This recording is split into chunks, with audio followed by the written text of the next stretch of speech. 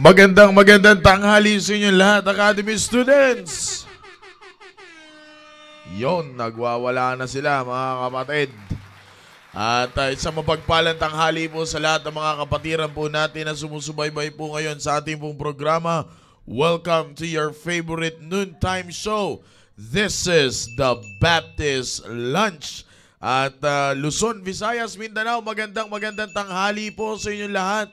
And magandang tanghali rin North, South, East, and West corners of our church. At sa lahat ng mga nanay, lahat ng mga tatay, lahat ng mga young men and young ladies na nakikinig ngayon, magandang tanghali po sa inyong lahat. And of course, to our subscribers and followers on YouTube and Facebook, ang mga international viewers po natin, a blessed Friday afternoon or Friday early morning or Thursday evening or Thursday afternoon. Yan ang mga oras ng mundo, no? Kaya magandang araw na lang sa inyo just to be safe. All right?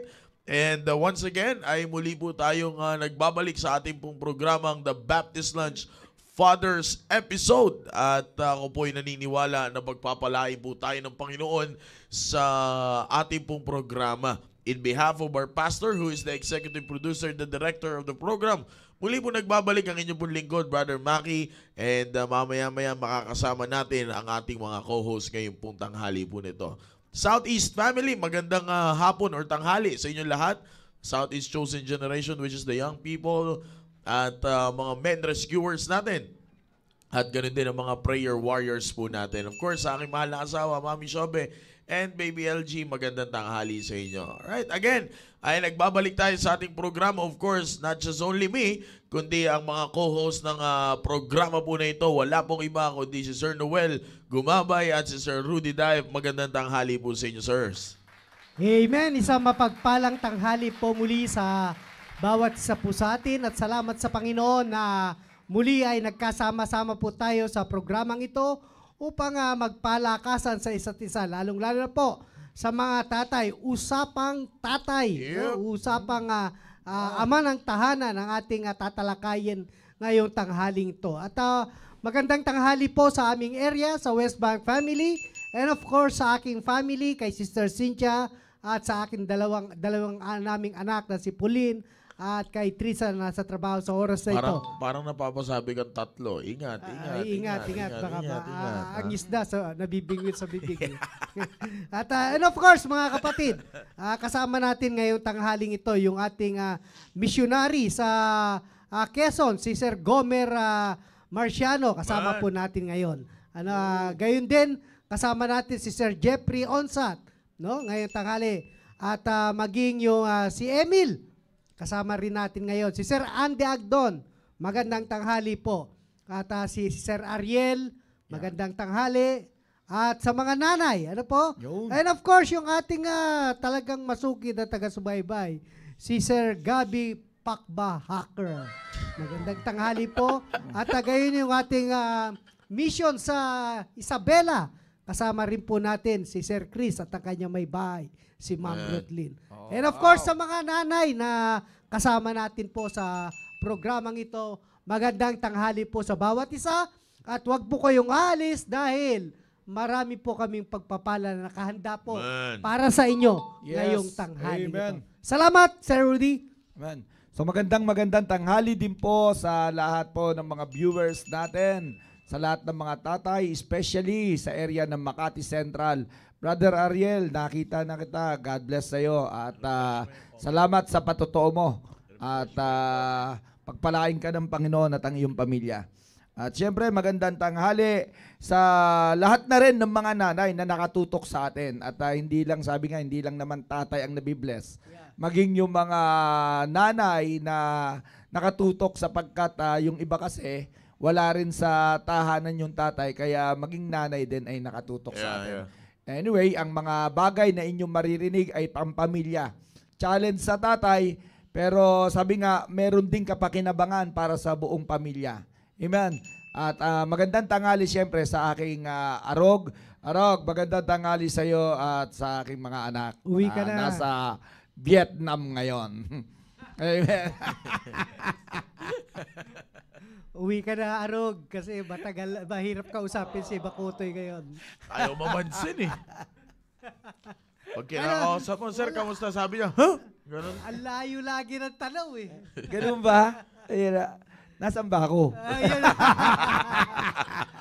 Of course, kasama din natin yung ating mission sa Patnungon, si Sir Joel Tandoy. Yan. Magandang tanghali, sir. Amen, amen, amen. Alright, magandang tanghali po sa lahat. Ano po, at wala pa ba yung ating residence co-host dyan? Wala pa. Yan, wala pa. Mamaya makakasama po natin ulit ang resident co-host natin. Walang iba kundi si Pastor Dexter. Yan, mamaya abangan po natin ang pagpasok ni Pastor Dexter. Alright? So again, magandang tanghali po sa lahat. Alam niyo po, nung nakaraang Lunes at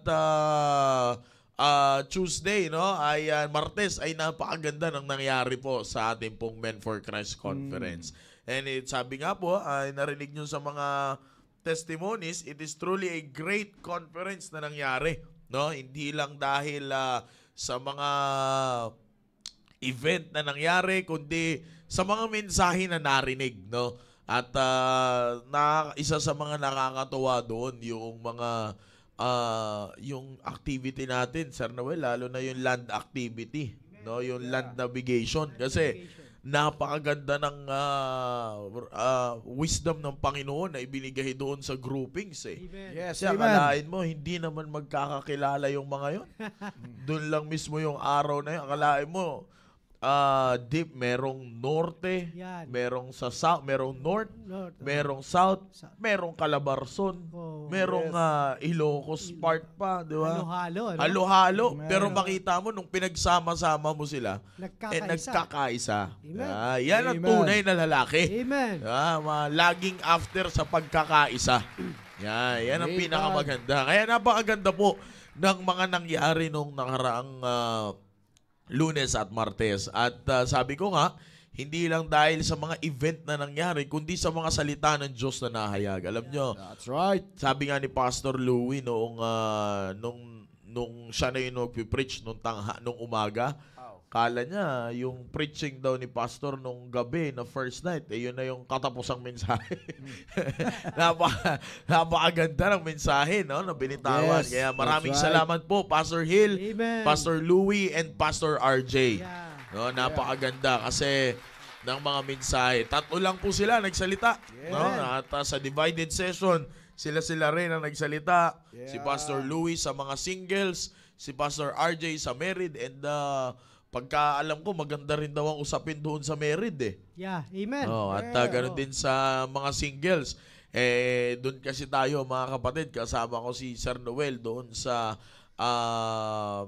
session ng mga pastors, no? Amen. At napakaganda lahat, all in all, napakaganda ng talakayan. Amen. At higit sa lahat, ang napakaganda doon, mga kapatid, ay mai-relate natin yung nangyaring mensahe ng ating mahal na pastor sa ating programa ngayong The Baptist Lunch Father's Yes, Edition. That's right. Kasi Amen. po, ang pinakamaganda doon ang pinag-uusapan, bagamat yun ay Men for Christ Conference, ito ang kagandahan sa ating pong simbahan. Okay? Ang kagandahan sa ating simbahan ay kahit yun ay Men for Christ Conference, pero ang naging usapin pa din ay panglalaki at pangpamilya. Yun. Napakaganda. Kaya nga mai-relate natin yan. By the way, uploaded na po pala yung preaching ng ating mahal na pastor nung first night. Kung gusto nyo pong marinig, ang title po nun ay Let a Double Portion of the Spirit Be Upon Me. Yan. Yan ang pag-uusapan natin ngayon. No po? Yung istorya ni Elijah at ni Elisha. Sapagkat kami po ay naniniwala na lahat ng mga tatay sa loob ng tahanan, kayo ang Elijah ng tahanan. Yeah? At ang Elisha ay yan po ay ang simbolo po ni Elisha ay ito po ay simbolo ng isang matapat na tagasunod. Okay? A faithful follower. Mamaya maganda po. From a faithful follower, makikita nyo yung sumunod na title sa kanya. No? Kaya talagang napaka-importante ang Elijah sa loob ng tahanan. Okay, bago tayo magtuloy-tuloy, muli ko pong nais paalalahanan ng bawat isa na sumusubaybay ngayon sa ating pong programa sapagkat ang hangarin po muli ng programa po na ito ay para makatulong sa inyo pong spiritual na kalagayan. At primarily, this is designed for Christian Bible Baptist Church, Christian Soldiers Impact, dito po sa Taguig, no? Yung mga members ng CSI. Pero dahil sa kagustuhan po namin, gusto po namin maging pagpapala sa inyong lahat, ay sinishare po namin ang link sa aming pong mga kaibigan, sa aming mga kamag-anak, sa aming mga kapitbahay. No? At ang tanging hangarin ng programa po na ito ay para po ma-encourage ang bawat isa sa mga Kristiyano na miyembro ng simbahan na ito para mas lalo pa tayo manindigan sa tama at sumunod sa prinsipyo ng salita ng Diyos. At para naman po sa aming mga bisita, hindi po namin hangarin na ibaba ang tao. Hindi po namin hangarin na mambaba ng personalidad, mambaba ng dignidad, magkundena ng tao, kundi ang tanging hangarin po namin ay ma-encourage po kayo at maging pagpapala po kayo sa pamamagitan po ng salita po ng Diyos. Ano man ang inyong sariling opinion, ay nirerespeto po namin yan. Hindi po namin ipinipilit ang amin, kundi ang amin lamang po ay gusto lang namin maging pagpapala gamit ang salita ng Diyos. Wala po kayong maririnig na opinion ng tao dito. Kaya kami nagbubuklat ng Biblia sapagkat ang gusto naming mapangunahan ang programa na ito ng salita po ng Diyos. May maririnig kayong minsang medyo masakit sapagkat ang pinag-uusapan natin ay salita ng Diyos. Kaya nga sabi ko rin kahapon sa Baptist Lunch, normal na kapag nagbukas ang salita ng Diyos, masaktan tayo sapagkat ang binibigay ng salita ng Diyos ay ang ating kailangan at hindi ang ating gusto. No? Kaya yan po ang hangarin ng programang The Baptist Lunch. Kaya sit back, relax, and enjoy watching this program. Amen? Okay, tuloy-tuloy po tayo, no? At katulad nga po ng sinabi ko po sa inyo, ay tayo po ay nandoon sa usapin, Sir Rudy, Sir Noel, patungkol kay Elijah at kay Elisha. At katulad ng sinabi ko po sa inyo, lahat ng mga tatay sa loob ng tahanan ngayon, kayo ang Elijah. No? Whether you accept it or not, kayo ang Elijah. Ibig sabihin yan, mga tatay sa loob ng tahanan, whether sa ayaw at sa gusto po natin, meron at merong nakatingin po sa atin. Asahan nyo po yan. At kapag ikaw naman ay isang tatay sa loob ng tahanan, asahan mo na may nakatingin talaga sa'yo. Amen. Huwag kang mag-aakto, huwag kang magsasalita, huwag kang gagalaw ng parang walang nakatingin sa'yo. Kailangan maging mindful ka. Alam nyo po, napakaganda ang istorya po ng istorya po neto ni Elijah at ni Elisha na kung saan ating pag-uusapan dito ngayon sa The Baptist Lunch. Na para makuha po natin, dito po sa talata po ng 2 Kings chapter number 2 in verse number 9 po. 2 Kings chapter number 2 in verse number 9. Ito po yung istorya na kung saan ay merong hiningi si Elisha kay Elijah bago siya kunin ng Diyos sapagkat si Elijah ay hindi nakaranas ng kamatayan. Yeah, yan ang panalangin natin. Sana sabay-sabay na lang tayo. Diba? Wow. Sabi mo dito ng Bible in the book of 2 Kings chapter number 2 in verse number 9, and it came to pass when they were gone over that Elijah said unto Elisha, ask what I shall do for thee before I be taken away from thee. And Elisha said, I pray thee, let a double portion of thy spirit be upon me. No, napakaganda po ng talata po na ito. Na kung itutuloy natin, verse number 10, and he said, thou hast asked a hard thing. Nevertheless, if thou see me when I am taken from thee, it shall be so unto thee, but if not, it shall not be so. Okay? So makikita nyo po dito mga kapatid, makikita nyo po dito, ay ito po ay isang napakagandang tagpo between a leader and a follower. Okay? Kalimitan, sabi ko nga po, makikita natin dito kung gaano kaganda yung hiningi ni Elisha.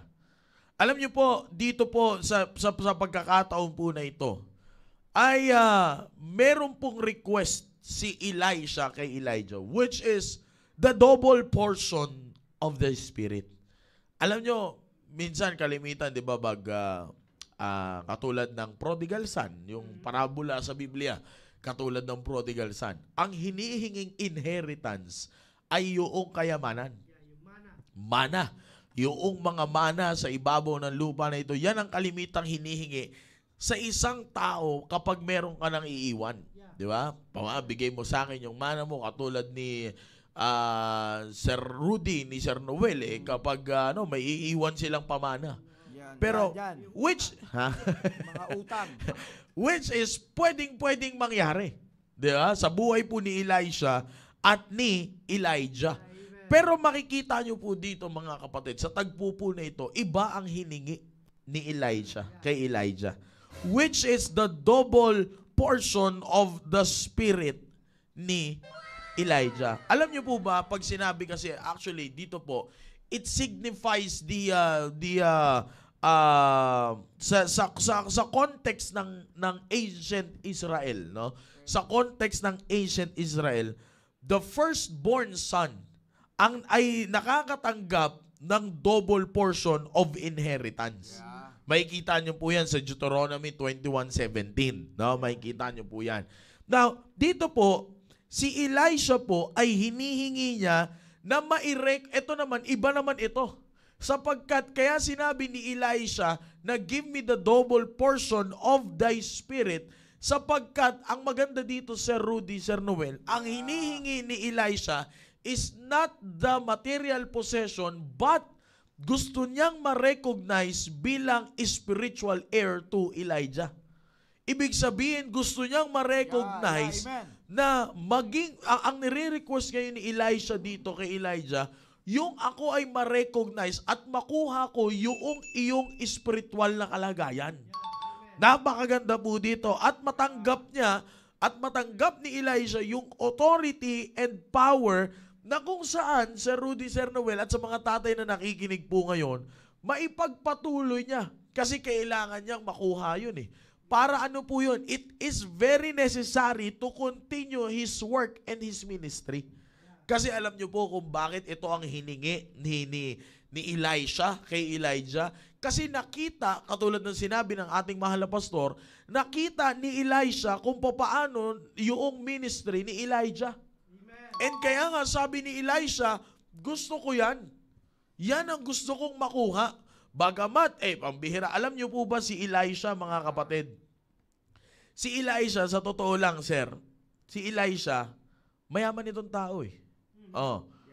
Sa totoo lang, itong si Elisha ay ito ay may mga bagay na kung saan meron tong sariling lupa.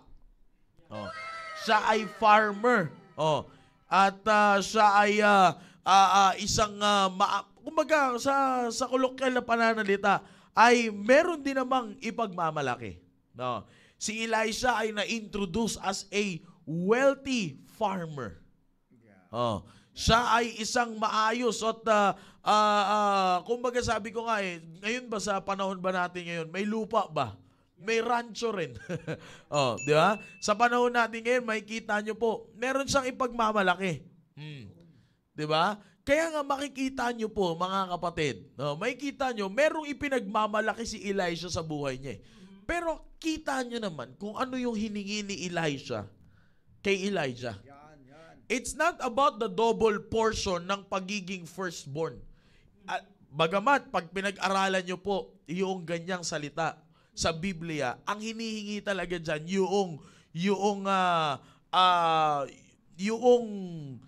yung tinatawag nito, my goodness, the rights yon doon. The inheritance rights of being a firstborn. Kumbaga hindi katulad, sino nga yung, nakalimutan ko, yung magkapatid na nagbentahan ng pagkapanganay. Si Jacob at saka si Esau. Yan, 'di ba? Nagbentahan ng pagkapanganay yan eh. Pero ito hinihingi ni Elisha. Bagamat kapag pinag-aralan niyo po yung pinaka-essence nito, ganun ang essence niyan eh. Kasi during those times, it's part of their custom and tradition eh, na ang nakaka-receive talaga ng double portion is the firstborn. Pero dito, in this case, yung hinihingi ni Elisha, it's not about being the inheritance rights of a firstborn. kundi a double portion of thy spirit. It means yung nakita niya on the spiritual side. Okay, tama to. Papunta na po tayo sa napakagandang usapin. Alam niyo po, isa sa mga puntos na sinabi ng ating mahal na pastor, isa sa doon sa mga mensahe niya na kung saan ay natutukan ng ating mahal na pastor. Ito po yan, mga tatay. Para sa mga tatay na nakikinig po ngayon, sabi nga ng ating mahal na pastor, kung usapang kasikatan, may ibibigay si Elijah. Sikat si Elijah eh. Ilang prophets of Baal yung tinalo niya. Sikat siya, matunog ang kanyang pangalan. In fact, pinapahanap nga siya para lang patayin sa sobrang sikat niya. Diba? Kung kasikatan, may maibibigay si Elijah. Material na bagay, may maiiwan si Elijah. Pero kita nyo po, lahat ng mga bagay po na yon ay hindi yun ang namutawi sa buhay ni Elijah. Bagkos ang nakita ng kanyang tagasunod ay walang iba kundi yung kanyang spiritual side.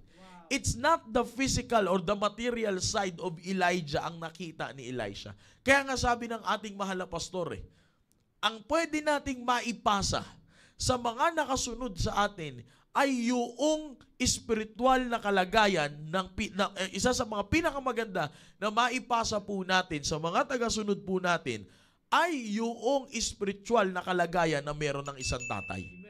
Now, sa usapan po na ito, bilang isang tatay, katulad ng sinabi ko, kayo po ang Elijah ng tahanan. Maaring ang kalagayan mo ngayon, materially speaking, maganda. Financially speaking, maunlad. Yan. Maayos, you have everything kung pinag-uusapan ang material possession. Pero alam niyo po ba ang pinakamaganda na maipasa po natin sa mga tagasunod natin, lalo na po sa mga anak na nakatingin po sa atin, sa mga asawang nakatingin din po sa atin, sa mga asawang umaasa sa atin, sa mga anak na sumasandal sa atin, ay walang iba kundi ang spiritual na kalagayan. Bakit po? Anong meron doon sa double portion of thy spirit na hiningi ni Elisha? Ang pinakamaganda po doon, nandoon yung susi para ma-accomplish or ma-fulfill ang purpose ng Diyos. Ang purpose ng Diyos sa buhay po ni Elisha ay maipagpatuloy yung ginawa ni Elijah. Kaya nga po, alam nyo po ba, ito yung sinasabi ko sa inyo kanina, napakagandang title, From a Faithful Follower. Napalitan, Sir Noel, Sir Rudy, ang title ni Elisha, na ito nung siya na ang gumanap. Okay, may konting feedback lang tayo, may konting tunog tambol. Okay? Now, from a faithful follower na title ni Elisha, napalitan yan, Sir Rudy, Sir Noel, ng title na The Man of God. Wow. Napalitan yan, Elisha also referred as a man of God. Na kung saan ito pong title na po na ito ay naidikit sa kanya bilang representative ng Diyos. Pero saan po yan nagsimula? Sa faithful follower. Pero saan nagsimula ngayon ang faithful follower? Sapagkat merong isang Elijah. Ano po si Elijah? Sabi ng ating mahal na pastor. Ano ang pinakamagandang karakteristik ni Elijah?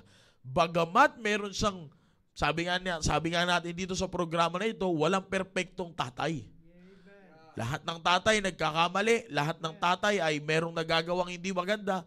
Pero ang pinakamaganda kay Elijah, katulad niya sabi ng ating mahal na pastor, Sir Rudy, Sir Noel, di ba? Hindi naman sa maayos na kalagayan na tagpuan ng Diyos si Elijah. Nagtatago nga. Nagtatago, ay kay papatayin ba? Oo. Nagtatago sa kuweba na tagpuan. Pero kita nyo po, mula doon sa mga bagay na hindi magandang nagawa ni Elijah, ibinangon siya ng Diyos. Ibig sabihin, mga tatay, hindi porket meron ka ng isang bagay, dalawang bagay o higit pa na hindi na magandang nagawa sa buhay mo, hindi ka na pwedeng maging Elijah. Tandaan mo, ikaw ang inassign ng Diyos para kay Elisha. Si Elijah ang inassign ng Diyos para kay Elisha. Therefore, bilang isang Elijah, kailangan maging mindful ka sa lahat ng ginagawa mo. Kaya nga sabi ng ating mahal na pastor, ang pinakamagandang karakteristik ni Elijah, sumandal siya sa kakayanan ng Diyos. Sumandal siya sa plano ng Diyos. Sumandal siya sa authority ng Diyos. Kaya bilang isang tatay at Elijah ng tahanan, ang pinakamaganda po nating gawin ngayon ay sumandal tayo sa kapangyarihan ng Diyos. Bakit? Because balang araw merong faithful follower na kung saan magiging man of God someday. I'm not talking about magiging pastor yung anak mo, magiging ano man yung anak mo, kundi ang ibig sabihin po ng man of God is representative ng Diyos. Merong isa, there will come a time that someone will arose from your family na i-represent niya ang Diyos. Pero mangyayari lamang yun kapag merong Elijah na sumasandal sa kapangyarihan ng Diyos. Kaya nga sabi ko nga parang may kausap ako kahapon, Sir Rudy, Sir Noel. May kausap ako kahapon. Sabi ko, gusto ko na makausap. Sabi ko, ano bang ine-expect mo pag ikaw ay ngayon nandito ka na sa simbahan? Salita siya, ganito. Ano bang nabago na sa'yo nung ikaw ay nag-stay dito sa simbahan? Pananamit, lahat. Yan. Sabi ko, pagdating sa pag-uugali, anong nabago sa'yo? Medyo tumahimik ang sambayan ng Pilipinas. Tumahimik. And then later on, sumagot. Natuwa naman ako, very honest. Marami pa daw babaguhin. Marami pang tatanggalin, marami pang babaguhin. Pero ito yung isang bagay na sinabi ko sa kanya. Sabi ko sa kanya, ngayon nandito ka na. Lahat pwedeng maging siga eh. Madali lang maging siga. Tayo ka lang dyan sa kalsada, sigaw kang siga ako, siga ka na eh. Magtanggal ka lang ng t-shirt, tira mo lang yung pambaba, siga ka na. Paniwalain mo lang ang sarili mong siga ka na. Madali lang maging siga, lahat pwedeng maging siga. Pero tanda mo, ugaling tambay yan.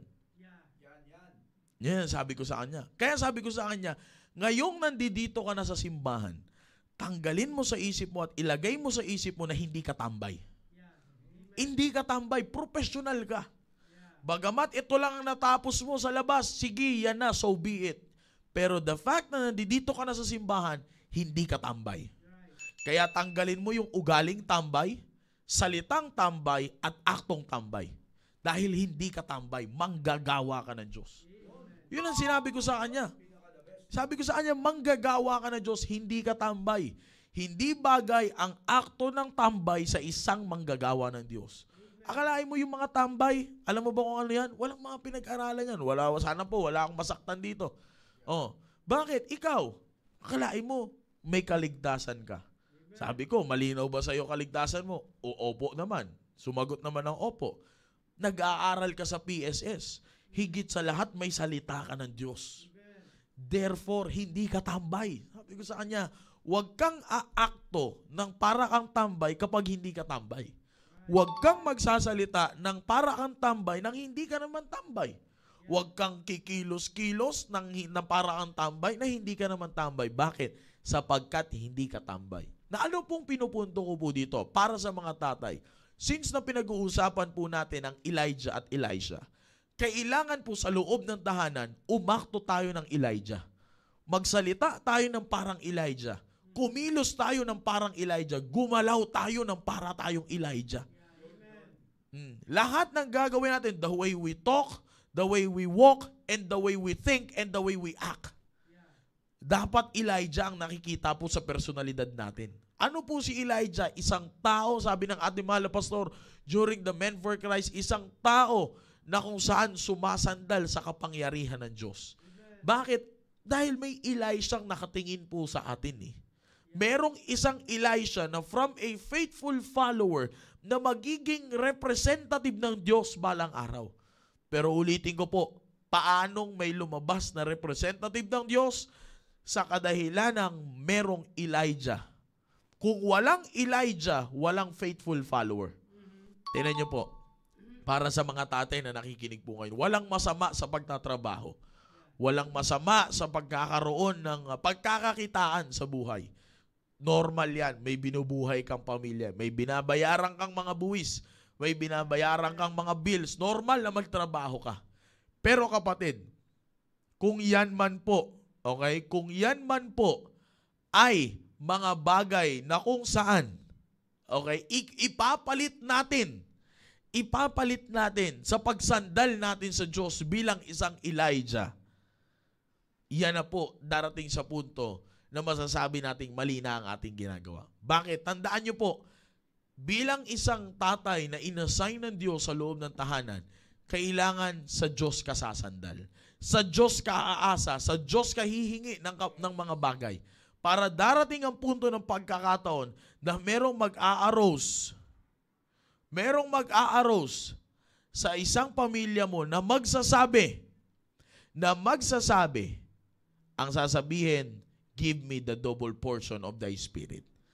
Mahirap kapag, tay, akin na yung pera, alis na ako. Mahirap kapag ganun lang eh. Tay, akin na yung kayamanan ko, alis na ako. Akin na yung party ko, alis na ako. Ang alay mo, isinilang mo na yung anak mo na may tahanan na may bubong, sabay ganun mo yung akto, no? Mahirap kapag ganun. Pero maganda na balang araw, may lalapit sa inyo, tay, pa, daddy, give me the double portion of thy spirit.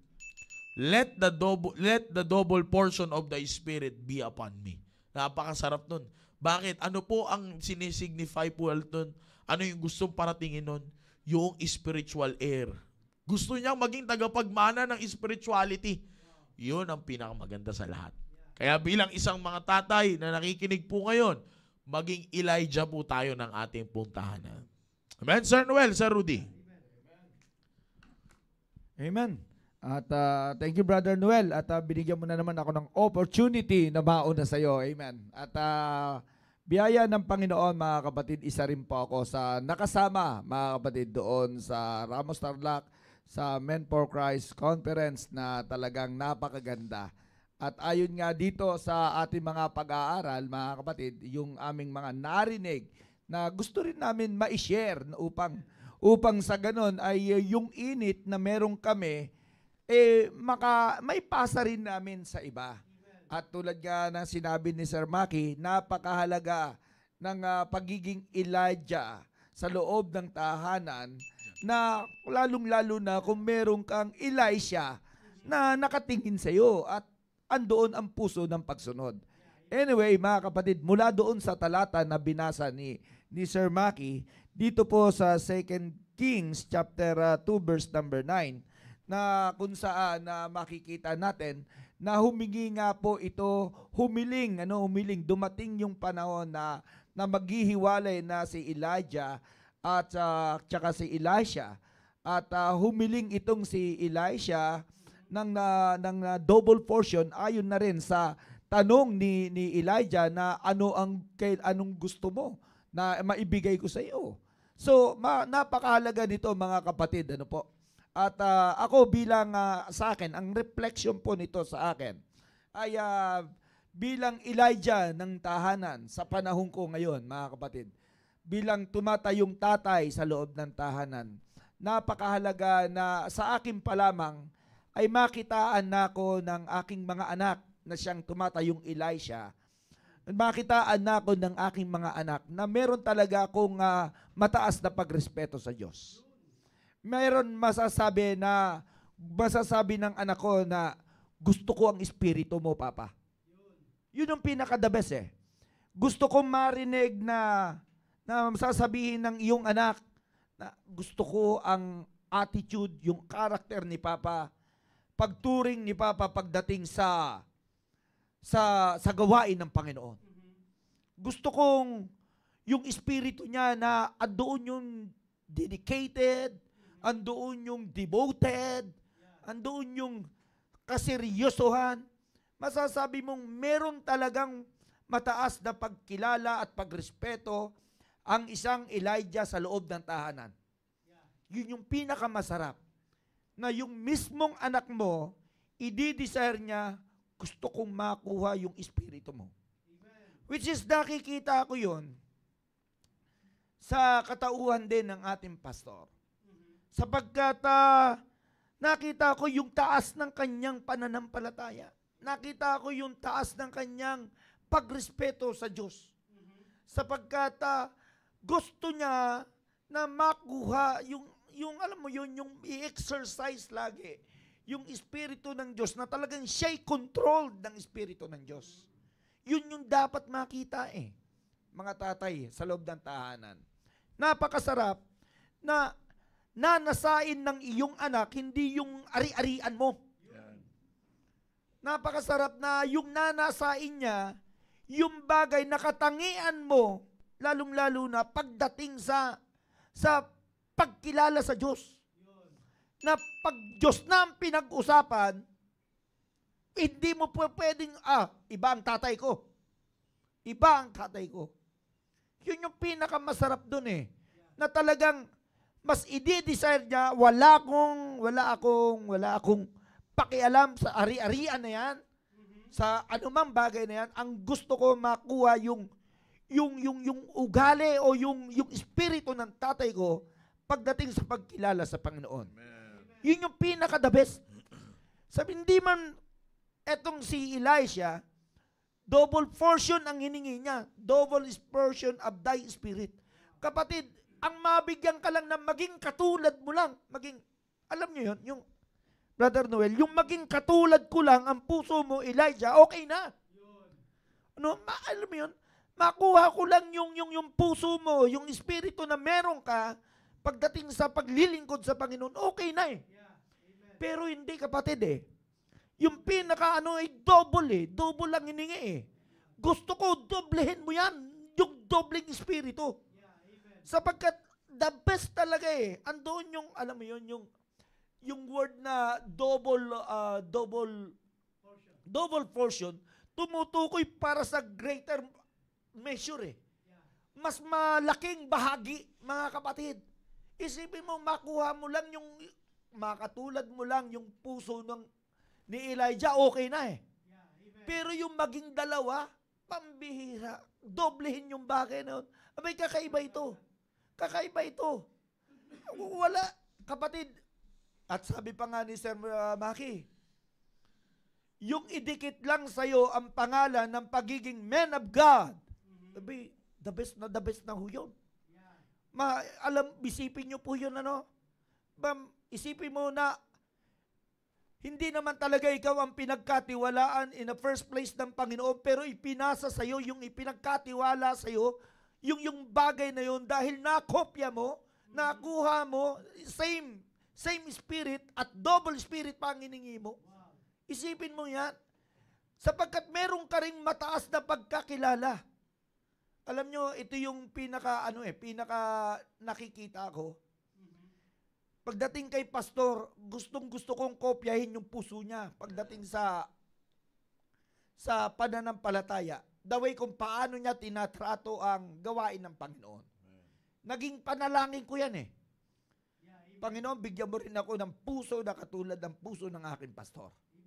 Yung tipong mauunawaan ko rin kahit itong taong ito na, alam mo yun, may mga tao kasi na minsan di mo na maunawaan eh. Pero pagdating sa ating pastor, kaya niya pang idil eh. Alam mo yun, yung tipong masasabi mong pahalagahan ka, sana magkaroon din ako ng ganyang klaseng puso. Yung kaya ko rin magpahalaga ng iba para sa Panginoon. Yun yung pinaka-the best, mga kapatid. Kaya, napakahirap kopyahin. Napakahirap kung mismo ikaw, sa simula't simula pa lang bilang Elijah, ay hindi mo nakasama at iniiwanan mo yung Elijah mo eh. Kaya bilang tatay, mga kapatid, napakahalaga na talagang isama natin ang ating mga anak. Kasi wala na ngayong anak na talagang kung nasaan ang tatay ay nandun din siya. Wala nang anak na ganyan ngayon. Ang lahat ng kadalasan sa mga anak humihiwalay tuloy sa kanilang magulang. Humihiwalay. Bibihira yung sumama sa gawain ng kanyang ama. Kung ano yung pinagkakabala, bihira na. Bakit ka mo hindi nakita ng isang Elisha yung kasiyahan ni Elijah sa paglilingkod? Hindi na nakita. Bibihira sa mga followers ang nakakita ng ganitong klaseng kasiyahan at pagpapahalaga.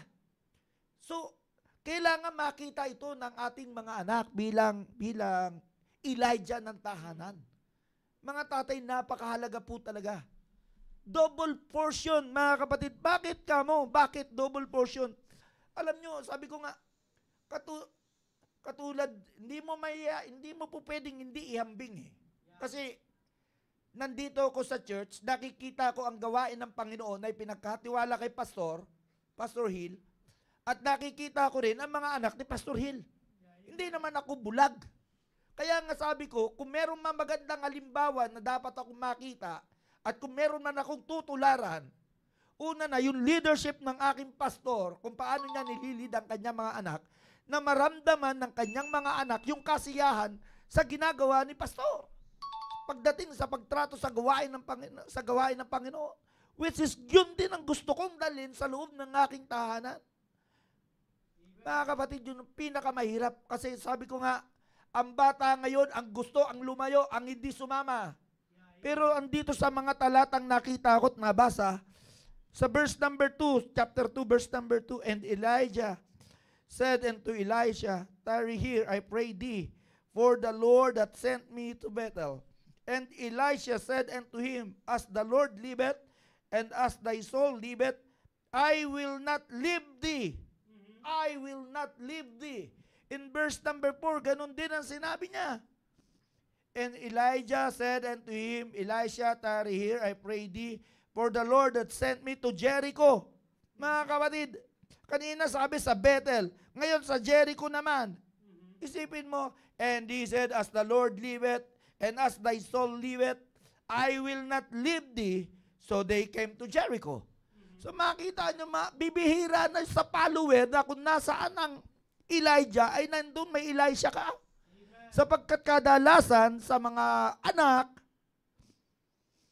iniiwan nila ang kanilang magulang. Bakit? Ayaw nila eh. Ayaw nilang matuto sa bagay na yun eh. Hindi nila dama, hindi nila ramdam yung bigat ng gawain na mismo talagang itong si Elijah knowing, alam niya na talagang one day mawawala siya at aalis siya. Kailangan ng successor niya. Yun yung totoo dahil malaki ang gawain eh. Di po ba, mga kapatid? Malaki yung ipinagkatiwala sa kanya eh. Bilang propeta ng Diyos, bilang tao ng Diyos. Isipin mo, hindi gawang biro at nakikita lahat ito ni Elisha. Kita, alam mo yung puso ng pagiging masaya? Gusto ko to, gusto ko. Hindi lang basta gusto, gustong gusto. Dalawa eh, double eh. Hindi lang gusto, talaga, di ba sabi double? Gustong gusto. Yun yung pinakatabis po doon eh. Talaga sa totoo lang mga viewers namin, mga magulang, abay talagang unang gabi pa lang, talagang grabe na yung hamon. Yeah. Grabe na yung hamon. Kaya masabi ko na talagang, bakit double portion? Abay talaga, kapatid, hindi sasakim, hindi sasakim. Pero kung merong isasagad, bakit hindi? Yeah. Bakit, alam mo mga kapatid, wala man lang mga anak na naghahangad ng double portion sa ugali ng kanyang ama. Pagdating sa pagtrato sa Panginoon. Wala.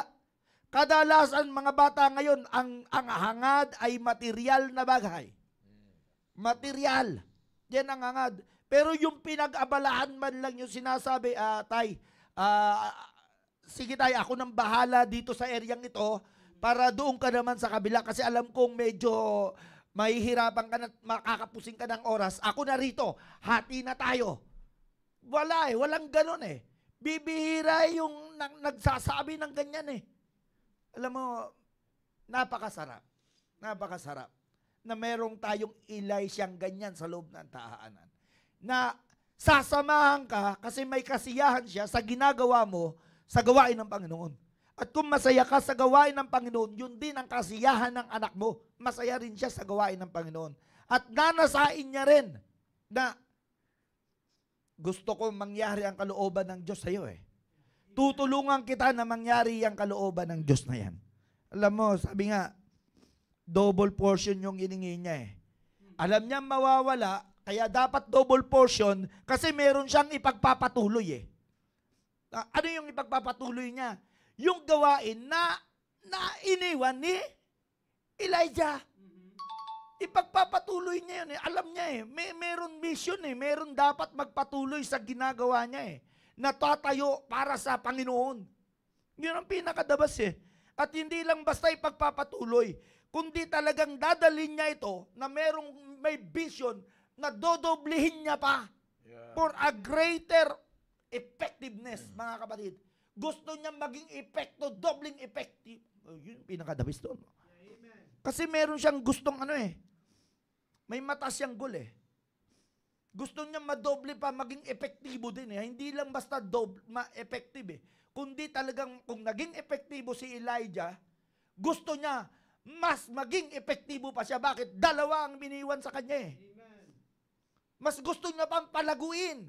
Yun pinaka-the best, no? Kapatid, no? Yeah, mas bibihira yung ganon eh. Pagka pinagkatiwalaan mo, sabi nga, yan yung mga naririnig ko kay pastor eh. Bibihira daw sa mga anak ng pastor. Ang kapag pinagkatiwalaan ay mas lumalaki pa ang gawain. Which is gusto ko makita yung katulad ng pagka-Elisha eh. Na if ever man na napakasarap sapagkat kung merong vision ng atin at may plano ang ating pastor, dapat mas greater vision ang mga susunod kay pastor. Merong mas matinding goal sa buhay. Kasi ganyan ang kay Elisha, tibok eh. Yun yung tibok ng puso niya eh. Pinakadabis yun eh. Kaya sabi ko, uuwi ako ng bahay. Wow, busog na busog ako. Busog na busog. Pero isang lesson ang nakita ko, mga kapatid, na gusto kong iwanan. When there is a chance or opportunity to learn, samantalahin mo nang matuto. Amen. Kung meron pagkakataon para matuto ka, sapagkat may nagtuturo pa, anuin mo na, kunin mo na, samantalahin mo na, sapagkat darating ang araw, wala na yung magtuturo. Amen. Wala na yung magtuturo. Ang mahirap kapag hindi ka natuto. Kaya habang may pagkakataon para matuto at makopya ang puso ng isang nagtuturo, sikapin na natin. Amen. Sikapin na nating matuto. Yeah. Sapagkat sabi nga, lahat ng bagay ay lumilipas. Amen. Amen. So, hanggang dyan lang muna para meron naman si Brother Noel. Sir. Amen, Sir Rudy. Talagang nag-enjoy ako sa pakikinig sa'yo sa mga sinasabi mo. At tunay nga po, mga kapatid, kung titignan po natin dito po sa talata na ating binasa sa 2 Kings chapter 2 verse 9, makikita mo po talaga yung buhay ng isang tao, buhay ng isang tatay na maiksi lamang. Makikita po natin sa ayaw natin, sa hindi, ay maiiwanan natin yung ating pamilya. At yun nga po yung isang magandang katanungan doon. Ano po yung ating maayos na may papamana natin sa ating mga anak at sa ating may bahay? Kundi yun nga po yung napakaganda yung sinasabi po ni Sir Rudy, yung magkaroon ng pananampalataya sa Diyos. Yung magkaroon sila ng pagtitiwala sa Diyos. At yun po dapat ang makita sa atin ng ating pamilya, mga kapatid, mga kapwa ko, ama ng tahanan. Na wag po tayong magtitiwala sa ating sariling kakayanan, kundi dapat magtiwala tayo sa Diyos. Bakit po naging matagumpay si Elijah? Dahil yung presensya ng Diyos ay laging sumasa kanya. Yung pabor ng Diyos ay laging nasa kanya. Kaya nga po, yun yung isang magandang nakita ni Elisha, yung kanyang anak. Kaya nga yung hinihingi ni Elisha sa kanyang tatay, yung double portion of his spirit. At alam niyo po, tayo po, bilang isang tao, materialistic po tayo eh. Katulad nga po ng sinabi kanina ni Sir Maki na karamihan ng humihingi ng mana ng mga anak ay yung bagay na material. Pero alam niyo po, may kakaibang nakita si Elisha sa kanyang tatay na si Elijah. Dahil lumakad siya ng maayos sa harapan ng Diyos. Kung kaya yun din yung yun din yung ninais ni Elisha. Dahil gusto niya na maging maayos din siya sa harapan ng Diyos. Kaya nga mga kapwa ko ama ng tahanan, lagi natin sinasabi rito na habang may panahon pa, ay wag natin pagsawaan na pilitin yung ating mga anak na magkaroon sila ng tamang pananampalataya tulad ng ating pananampalataya na ating inaari. Na magkaroon sila ng pagtitiwala sa Diyos. Ano man ang mangyari, dapat sa Diyos sila magtitiwala. Amen. Alam niyo po mga kapatid, napakaganda na sa ating tahanan,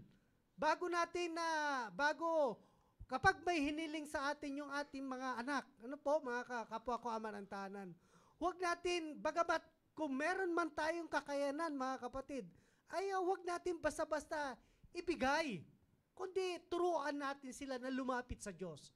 No? Alam niyo po, yun po yung aking pinapractice sa amin, sa loob ng tahanan namin. Bago ko ibibigay kung ano yung hinihiling nila, ay unang-unang tinatanong ko sa kanila, ipinanalangin mo na ba yan? No? Dahil kapag madali lang tayo hingian at napakadali lang natin ibigay ang kagustuhan ng ating mga anak, mga kapatid, mababaliwala na. Kumbaga, maiisantabi na nila yung pakikipag-usap sa Diyos. At yun po yung dapat natin i-establish sa ating pamilya na dapat unahin natin lagi ang Panginoon. Ano man ang ating ninanais, ano man ang ating plano sa buhay, ano man ang desisyon nating gagawin, dapat isasangguni muna natin sa ating Panginoon Diyos. At dapat makitaan din tayo mga kapwa ko ama ng tahanan. Dapat makita rin sa atin mga tatay na talagang unang-una nag-aaral tayo ng salita ng Diyos. Pangalawa ay nakikita ng ating pamilya na tayo ay namumuhay ng ayon sa salita ng Diyos. At yung pagtitiwala natin sa Diyos ay talagang matindi ang papakita natin na kahit nagkakaroon man ng problema, nagkakaroon pa rin ng pagsubok sa loob ng tahanan, ay dapat lagi ang Diyos ang siyang ating naitataas. Upang sa ganon mga kapatid, kapag tayo man ay kinuha ng ating Panginoon, dumating na yung takdang panahon natin na kukunin na tayo ng ating Panginoon Diyos, yung maiiwan natin sa ating pamilya, yung pananampalataya natin na maiiwan natin sa ating pamilya, ay dapat yun yung kanilang lalakarin. Kasi nga, hindi mo talaga maiiwasan yung sinasabi ni Sir Rudy na talagang kapag wala na tayo, ay talagang magiging usapin na tayo sa loob ng tahanan. At dapat yung dapat na hangaan ng ating ng ating may bahay, hangaan ng ating mga anak, yung matinding pagtitiwala natin sa Diyos. Amen. Alam niyo mga kapatid, bihira na po sa panahon ngayon ang tulad po ni Elijah at ni Elisha. Kaya nga, wag natin na iisantabi yung ating pananampalataya. Alam niyo po, alam naman natin na ang lahat ng bagay dito ay lumilipas. Panahon, lumilipas. Kultura, lumilipas. Ano na lamang ang hindi lumilipas? Yung presensya ng Diyos sa ating buhay. Na naging matapat man tayo at hindi tayo nagiging matapat, ay yung Diyos ay nananatiling tapat sa atin. At yan dapat makita sa atin ng ating mga anak. Nasa panahon man tayo ng kagipitan, o nasa panahon man tayo ng kaalwanan, ay huwag tayong hihiwalay sa kalooban ng Diyos. Lagi tayo, yun dapat yung ating tatahakin, yung nais ng Diyos sa ating buhay, na papurihan natin siya habang tayo ay nabubuhay. Mga kapatid, sa panahon ngayon, alam niyo po, napakadelikado ang mga kabataan ngayon. Bakit?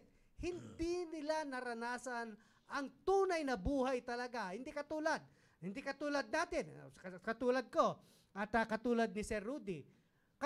Lumaki kami sa probinsya. No? sanay kami magtrabaho. May kakainin man o wala, tuloy pa rin ang trabaho. Alam niyo po mga kapatid, nakakaawa ang mga kabataan ngayon. Kung hindi tayo manindigan, mga tatay, mga kapwa ko ama ng tahanan, kung hindi talaga natin sila tuturuan kung papaano mabubuhay, ay talagang makikita mo, hindi maganda ang kanilang buhay na tatahakin. Kasi, sa totoo lang mga kapatid, ang mga kabataan ngayon lumaki na sa refrigerator Na talagang magbubukas na lang sa refrigerator at kukuha na lang ng pagkain. Hindi nila iniisip kung paano nagkaroon ng pagkain. No? At kung tayo naman, mga kapwa ko ama ng tahanan, ang lagi nating ipinagmamalaki sa ating mga anak ay yung edukasyon natin, yung posisyon natin sa buhay, yung laki ng sahod natin, yung lagi na lang ang pinagmamalaki natin sa ating mga anak. Mga kapatid, kawawa ang ating maiiwanan. At lagi dapat natin sasabihin sa kanila, lahat ng ating mga tinatangkilik, ayan ay pag-aari ng Diyos. Yeah. At dapat nilang ma-recognize yan para hindi sila maging sakim. No? Hindi sila maging sakim sa mga bagay na ipinagkatiwala sa atin ng ating Panginoon Diyos. Kaya nga dapat, mga kapatid, sikapin natin, encourage natin yung ating mga pamilya na talagang mahalin nila ang Diyos. Amen. Mahalin nila ang Diyos. At talaga, tayo, mga kapwa ko ama ng tahanan, ipakita natin sa ating pamilya na yung katapatan natin sa Diyos. No, marami po dapat tayong maayos na maiiwang legacy sa kanila, kundi yung pananampalataya natin, mga kapatid. Yung bahay, mga kapatid, madaling mawala yan. Yeah. Isang ganun lang yan. Pag nasunog yan, abo na yan, Sir Rudy. O, diba? Yung sasakyan natin, baka mamaya, padalhan lang ng ulan yan. At lumubog yan sa tubig. Mawawala na yan. Pera, mga kapatid, pinagmamalaki natin yung pera natin na nasa bangko, baka hindi natin alam, bukas makalawa, mababankrupt ang bangko. Ano ang mangyayari? Ngunit kita mo, yung katapatan ng Diyos sa ating buhay, na yun ang dapat natin maipamana sa ating mga anak. Yung ginawa ng Diyos, yung milagro na ginawa ng Diyos. Kasi hindi naman tayo, ako personally, hindi naman ako sinilang na lumaki sa Bible. No? Lumaki sa salita ng Diyos. Hindi rin ako sinilang na may tamang simbahan na ako. Hindi rin ako sinilang na may pastor ako. Talagang ako'y sinilang sa isang pamilya na walang Diyos. No? Walang tamang relasyon sa Diyos. No? Pero dapat makita ng ating mga anak yun. Kung ano yung ginawa ng Diyos sa ating buhay, na siya namang pinagpala ng Diyos dahil sa ating pananampalataya. Dapat yun ang makita nila. Upang sa ganon, mawala man yung mga material na bagay na pinagmamalaki ng mundong ito. Pero yung pananampalataya natin sa Diyos ang mananatili. At yan ay hindi lamang, yun lang ang sinasabi ko sa aking mga anak Kung nakikita nyo na pinagpapala tayo ng ating Panginoon Diyos, ay ako'y mas higit dapat kayong pagpalain. Bakit? Kasi lumaki kayo na may simbahan. Lumaki kayo na may salita ng Diyos. Lumaki kayo na may pastor. Tama. At tinuturuan kayo kung paano tayo magkaroon ng maayos at magandang relasyon sa Diyos. Dapat yun ang dapat marinig sa atin ng ating mga anak. Hindi yung, pag ako'y namatay, pagkanay, sa'yo na yung bahay doon sa ikaw naman. Ikaw naman. Yung sasakyan, sa'yo na yan. Ganyan di ba? Nag-aagawan sila alam mo nga, sabi ko nga, nung maliliit pa yung mga anak ko sabi, nag-uusap sila dalawa. Hindi nila alam na nasa likod ako Sabi ng dalawa, ate, yung bahay sa GHQ sa akin na yun Sabi, sige. Ako, akin naman itong bahay dito Sabi ko, oy, nagkami kasunduan, mga bata pa sila, mga kapatid. Hindi mo talagang hindi mo akalain na hahantong sila sa ganong kaisipan, mga kapatid. Bakit? Kasi materialistic talaga ang buhay ng isang tao eh. Hindi nila alam na nasa likod ko sila. Sabi ko, hoy, magsitigil kayo, buhay pa ako. Huwag niyong paghati-hatian yung ipinundar natin at pinagkatiwala sa atin ng ating Panginoon Diyos. Alam mo, nakakamangha, mga bata pa lang sila. Alam na nila kung yung pagpaparty-partihan talaga eh, no? Alam nyo, mga kapatid, totoo yan. Totoong pangyayari yan, mga kapatid. Maliliit pa sila, pero hatian na ang kanilang iniisip, mga kapatid. Pambihira, sabi ko, buhay pa ako, malakas pa ako, pinaghahatian nyo na. Alam nyo, mga kapatid, huwag sana tayong humantong sa ganyan. At huwag dapat natin sang-ayunan yung ating mga anak sa mga ganyang bagay. Dapat nilang makita na kung anong meron tayo, lahat yan ay pag-aari ng Diyos at lahat yan ay biyaya ng Diyos at yan ay bunga ng ating pananampalataya. Upang sa ganon, kung yun ang maitanim natin sa kanilang mga puso't isipan, ay lalo pa dapat nilang yakapin ang Diyos, yakapin ang salita ng Diyos at mamuhay ng ayon sa salita ng Diyos upang lalo pa silang pagpalain ng ating Panginoon Diyos. Maraming salamat, Sir Maki. Alam niyo po, napakaganda po ng mga talakayan na po natin dito. Kanina meron po akong binabasa po dito. Patungkol po, maganda po itong mga comments ng ating mahal na pastor. May mensahe po ang ating mahal na pastor dito po sa comment section. Sabi niya po, pinakaunang comment ng ating mahal na pastor, as long as God is with us, fathers, miracles are possible. Ang miracles ay ang mga bagay na nangyayari sa buhay natin na ginagawa ng Diyos sa atin na hindi natin magagawa sa pamamagitan ng ating sariling kakayanan. Yan ang pinakamaganda tandaan, fathers, sapagkat isa sa mga bagay na hindi po na natin kayang gawin ay yung mga bagay na hindi involve ang Diyos. Kaya sa ating pagiging Elijah ng tahanan, dapat tayo po ay sikapin natin na ang lahat ng mga bagay na ginagawa natin ay ayon sa kapangyarihan ng Diyos. And it is not impossible, sabi nga ng ating mahal na pastor, as long as God is with us, fathers, hindi possible, hindi imposible ang mga bagay na pwedeng magawa natin na minsan iniisip natin, hindi ko kasi kayang gawin yan eh. Kaya nga kailangan mong kasamahin ng Diyos. Alright? Sabi dito ng ating mahal na pastor, isa sa mga comment niya habang nagsasalita si Sir Rudy, tama, wala na nga kasing nakukuha ng mga, dahil sa mga gadgets, nasa mga gadget na ang time nila. Totoo po yan. Huwag nating pahintulutan na yung gadgets ang magturo sa ating mga anak. Amen. Yan ang pinakamagandang ano po natin.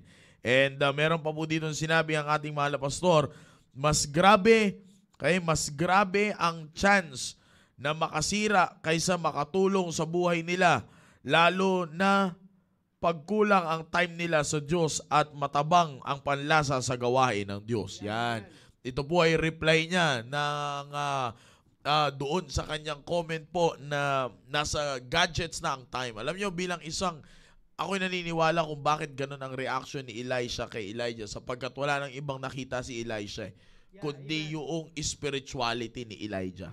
No, yan ang maganda yung sinabi niyo po, Sir Rudy, kanina na yan ang pinakamagandang ipakita natin sa ating mga anak, yung panlasa natin sa salita ng Diyos, sa gawain ng Diyos. Sabi ng ating mahal na pastor, maraming gumagawa ng excuses para mapalayo sa Diyos kaysa gumawa ng paraan para mapalapit sa Diyos. Sana wag masumpungan ito sa mga magulang para walang tularan ang mga kabataan. Yan ang pinakamaganda po sa lahat, mga kapatid, na wag tayo nawa, hindi naman, kasi pwede naman sabihin ni Elijah yun eh. Excuse ko na lang to kasi pambira, papatayin na ako. Itutuloy ko ba itong gawain ng Panginoon? Pambira, buhay ko na yung kapalit eh. Pero kita niyo naman po, mga kapatid, nung tinawag siya ng Panginoon, ay sumunod pa rin si Elijah. Kaya nga napakaganda ng kanyang successor na from nagkaroon ng title na faithful follower, lumabas ang pagiging representative ng Diyos. Okay? Kaya yan po, tatandaan po natin mga kapatid, napakaganda na bilang isang tatay ay totoong maging Elijah tayo ng tahanan. Huwag natin ipasa ang pagiging Elijah natin sapagkat sa atin po yan, inassign po ng Diyos. Yan ang pinakamagandang tandaan po sa lahat. Alright?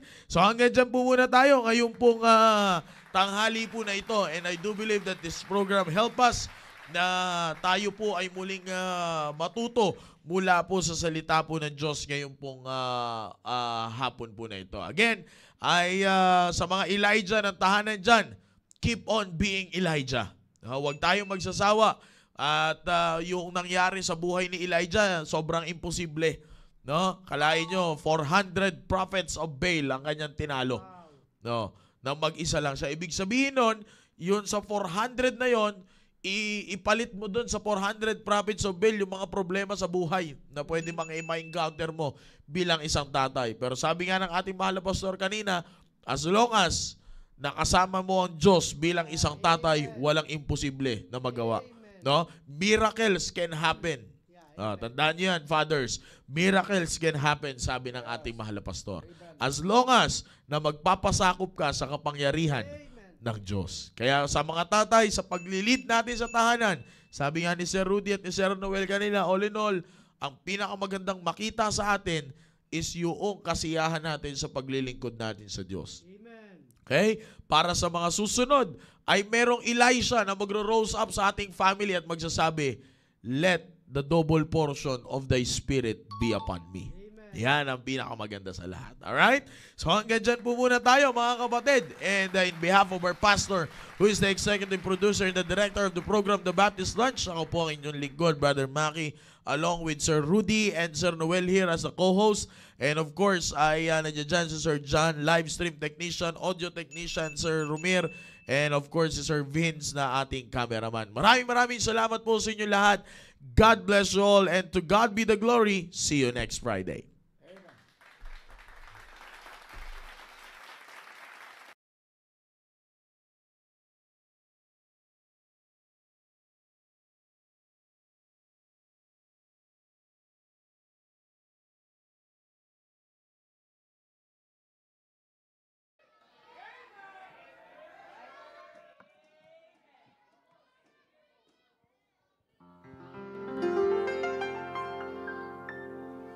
For such a long time, I tried to find just a little peace of mind,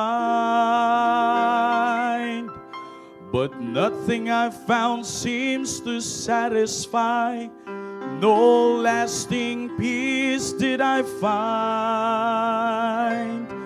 But when I found Jesus, something deep inside us said, searching has finally o'er. And it's a wonderful feeling when you know that you found what you've been looking for. Blessing after blessing keeps on following me. Blessing after blessing, my life is just oh so sweet. Well, if you're not happy, got a friend I want you to meet. Since I met Jesus, blessing after blessing keeps on following me. Well, it's a wonderful feeling when you know that you found what you've been looking for. No more searching, no more looking around to find something worth living for. When I found Jesus, there's no doubt about it, He's everything I wanted and more. And it's a wonderful feeling when you know that you found what you've been looking for. Blessing after blessing keeps on following me. Blessing after blessing, my life is just oh so sweet. Well, if you're not happy, got a friend I want you to meet. Since I met Jesus, blessing after blessing keeps on following me. Well, if you're not happy, got a friend I want you to meet. Since I met Jesus, blessing after blessing keeps on following me. Since I met Jesus, blessing after blessing keeps on following me.